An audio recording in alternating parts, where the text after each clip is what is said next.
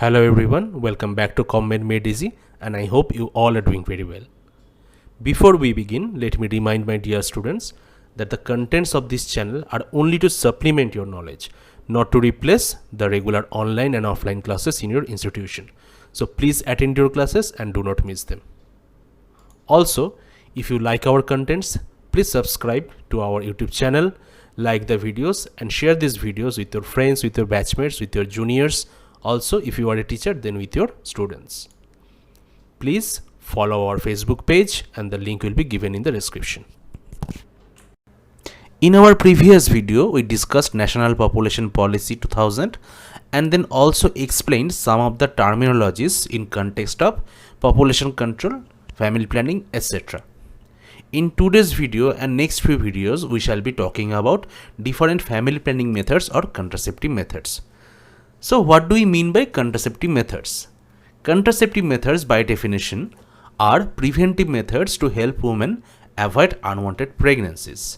So that means if a couple or if a woman especially does not want to get pregnant, then she can use any one of the following methods. Either she can use or even her partner can use, depending on the type of the family planning method being used.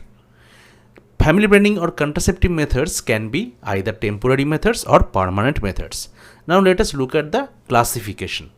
We have the spacing methods and then the terminal methods. What are the spacing methods? First we have barrier methods. There can be different barrier methods like physical methods, chemical methods and combined methods. We can also have intrauterine devices, some of the hormonal methods, post-conceptional methods and miscellaneous. Then we also have the different terminal methods which include the male sterilization also known as vasectomy and female sterilization also known as tubectomy. If we look at the efficacy or effectiveness of different family planning method, we shall see that withdrawal method and spermicides individually are the least effective method.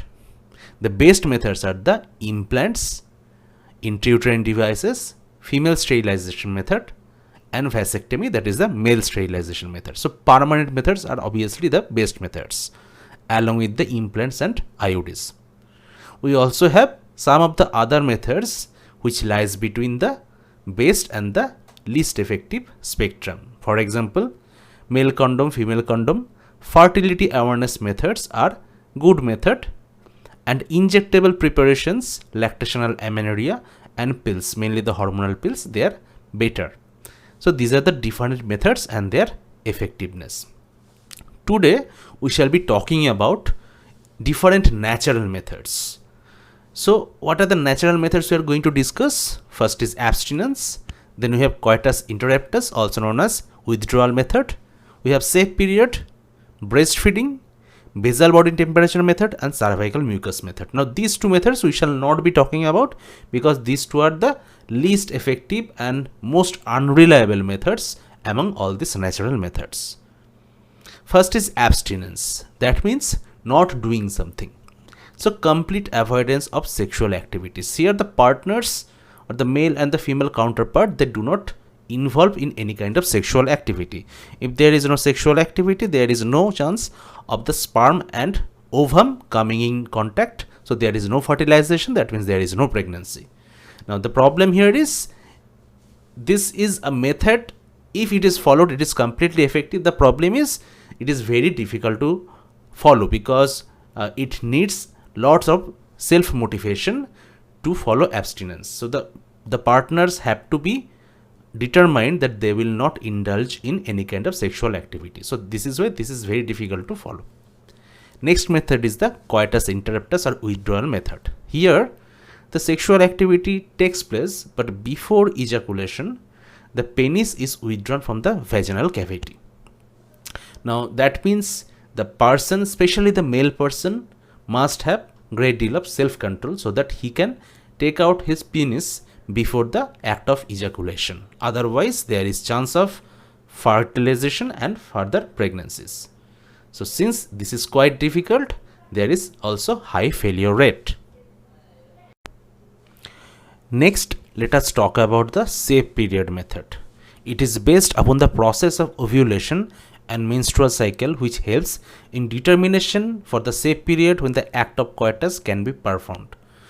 This means depending on the menstrual cycle of a woman, we can somewhat predict when the ovulation takes place, and before and after that particular point of time, it is quite unsafe to perform any sexual activity because there is high chance of fertilization.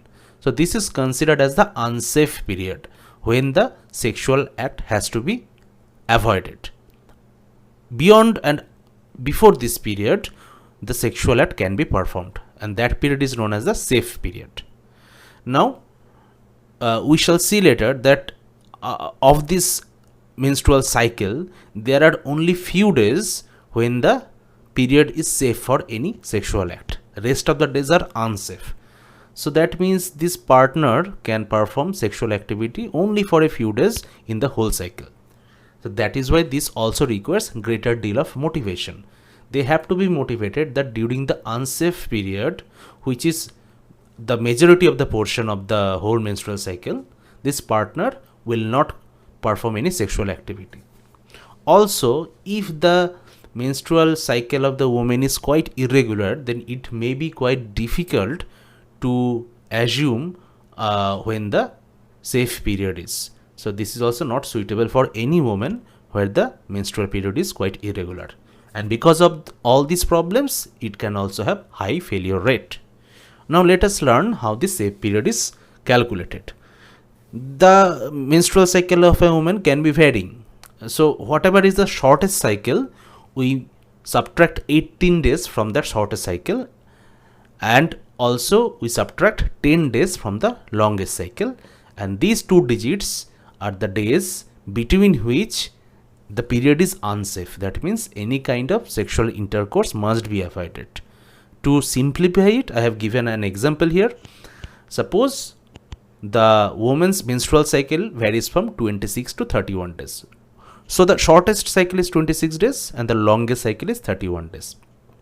What we do is we subtract 18 days from the shortest cycle. So shortest cycle is 26. So 26 minus 18 is 8. So remember the first digit, that is 8, day 8. Then we subtract 10 from the longest cycle. So 31 days minus 10 days is 21. So the second digit here is the 21 days. So we have now two digits or 2 days, day 8 and day 21. This means starting from the day 8 to day 21, this period of time is unsafe because the woman is fertile during this period and sexual intercourse can lead to pregnancy between 8th day and 21st day. So beyond this period, after 21 days or before this period, so up to 7th day is the safe period, and during this time the woman can perform sexual activity. This is called the safe period method. So this is a diagram which you can come across in different books. It is also given in the book of Park. Here we have assumed that the menstrual cycle of this woman is fixed, that is 28 days. And what do? We subtract 18 from the smallest or the shortest cycle. Here the day is fixed, 28 days. So 28 minus 18 is 10. So we have the 10 day. And also we subtract 10 minus the longest cycle. So what is the longest cycle here? That is also 28 days because we have assumed that this menstrual cycle is fixed one. So 28 minus 10 is 18. So that means we have day 10 to day 18 when there is high chance of fertilization because the woman is fertile during this period. So this is the unsafe period. After day 18 and before day 10, this is the safe period when the woman can perform any kind of sexual activity without any fear of pregnancy. This is the safe period method. Another very effective method is breastfeeding. Now breastfeeding is a normal physiological process, lactation. After the childbirth, we always recommend the mother to give exclusive breastfeeding to the child for at least 6 months. Now how does it benefit the woman in terms of family planning? Lactation prolongs the postpartum amenorrhea. So what happens during the lactation? There is production of prolactin, high level of prolactin. That leads to decreased gonadotropin releasing hormone from the hypothalamus, which in turn decreases the production of luteinizing hormone and follicular stimulating hormone, that is LH and FSH, from the anterior pituitary gland. These two hormones, since they are being produced in less amount, will not be able to produce any ovule. That means ovulation process is inhibited during this time because of less amount of LH and FSH. So as you can see, breastfeeding leading to decreased GnRH production from hypothalamus, which leads to decreased LH and FSH from the anterior pituitary, and because of the decreased level of LH and FSH, there is no ovulation that is occurring, and that is why this woman is not fertile during the period of breastfeeding. That is how amenorrhea is produced during this period, and this is also known as lactational amenorrhea or LAM.